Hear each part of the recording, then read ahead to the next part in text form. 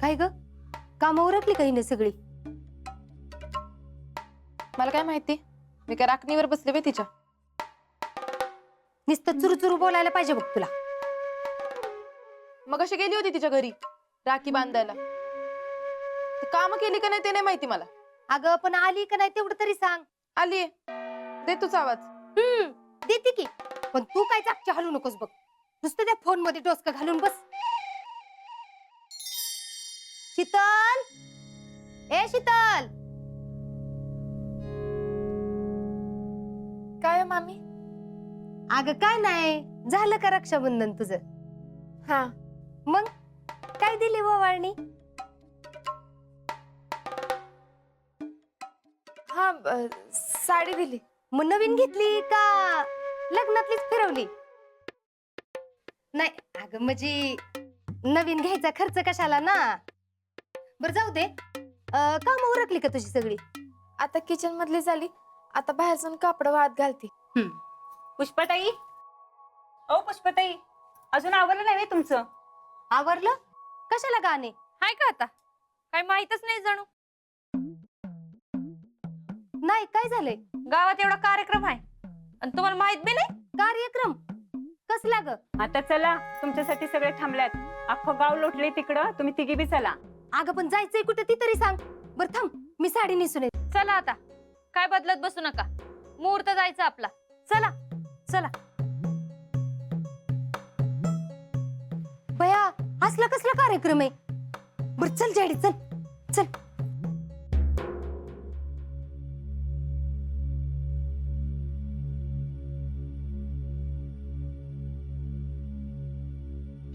मंडळी, सगळ्यात आधी मी सर्व चांदवडीकर ग्रामस्थांचं हार्दिक स्वागत करतो.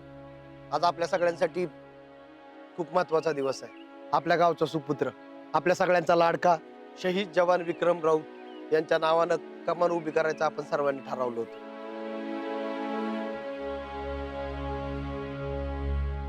सगळ्या ग्रामस्थांनी त्याला सहकार्य पण केलं.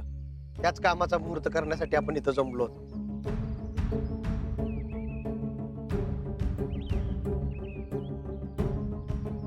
खर तर ही आयडिया ज्यांच्या डोक्यात नाही आली ते आपल्या गावचे उगवते नेतृत्व भैयासाहेब देशमुख यांना मी विनंती करतो, या प्रसंगी 4 शब्द बोलावेत.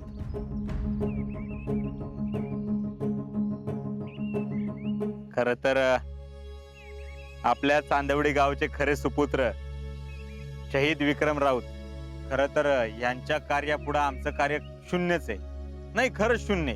म्हणजे आम्ही आपल्या हितल्या इथं गावात राहून गावचा विकास कसा करता येईल हे बघणार आहे. पण विक्रम देशाच्या सेवेसाठी सीमेवर गेला आणि तिथं धारातीर्थी पडला आणि आपल्या चांदवडी गावाचं नाव त्याने देशभरात पोहोचवलं. आपण त्याच्यासाठी इथं या ठिकाणी कमान बांधतोय हे काहीच नाहीये. आपण कायम त्याच्या ऋणात राहू. आज या ठिकाणी आम्हाला असं वाटतं की आपल्याला जे जे शक्य होईल ते आपण केलं पाहिजे.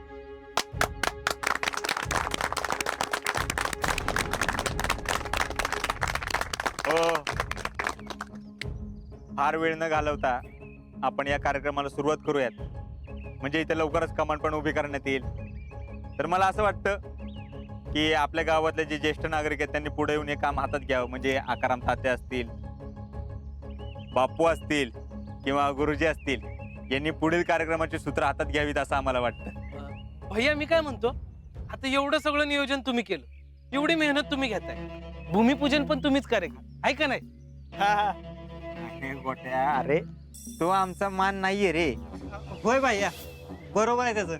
तुम्हीच करा की, तसा बी आज गाव तुमच्यामुळे जमलाय, आहे का नाही हो गुरुजी? हा भैया, तुमच्या हस्तेच होऊ द्या. ठीक आहे भैया, तुम्हीच करा. हो, मी कसं भैया साहेब म्हणतात ना, सगळी तर मारा कुदत. आता तुम्ही म्हणताय सगळी तर ठीक आहे. हा? चला गुरुजी.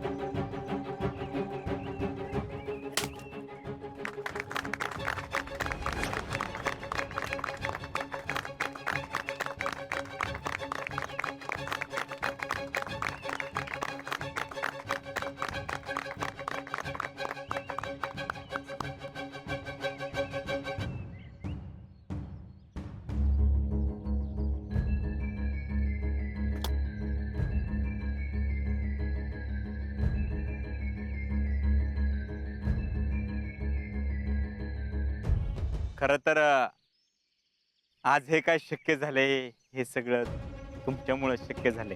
म्हणजे पावर आहे आपल्या सगळ्यांमध्ये. म्हणजे बघा ना, आमच्या डोक्यात कल्पना येते काय, त्यात तुम्ही सपोर्ट करता काय, आणि आज भूमिपूजन पण होतं काय. हे सगळं शक्य झालं तुमच्यामुळं, तुम्ही दिलेल्या वर्गणीमुळं. हा, पण काही जणांनी वर्गणी दिली नाही, त्यांना शंका होती ना. तर आता हे सगळं तुमच्याच डोळ्यासमोर चाललंय. त्यांनी आता तरी वर्गणी द्यायला पाहिजे का नाही? ए गोटे, काही काय बोलतो रे. आता ज्यांना वर्गणी द्यायची होती त्यांनी दिली, झालं तर मग. हा, असं सक्तीनं वर्गणी नाही मागायची कुणाला.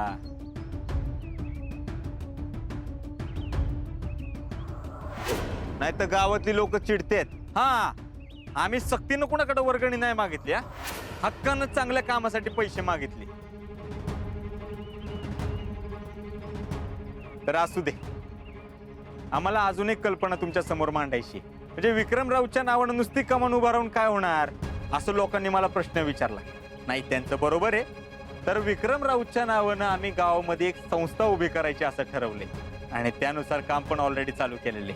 आणि या संस्थेच्या मार्फत आपल्या गावामध्ये सामाजिक, सांस्कृतिक, शैक्षणिक, एज्युकेशनल असे प्रोग्राम राबवण्यात येतील.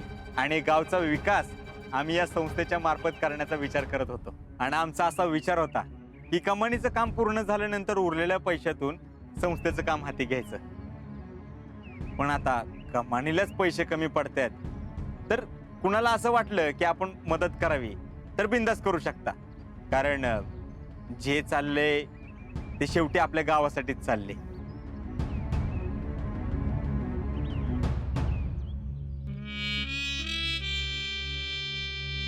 मावशी या.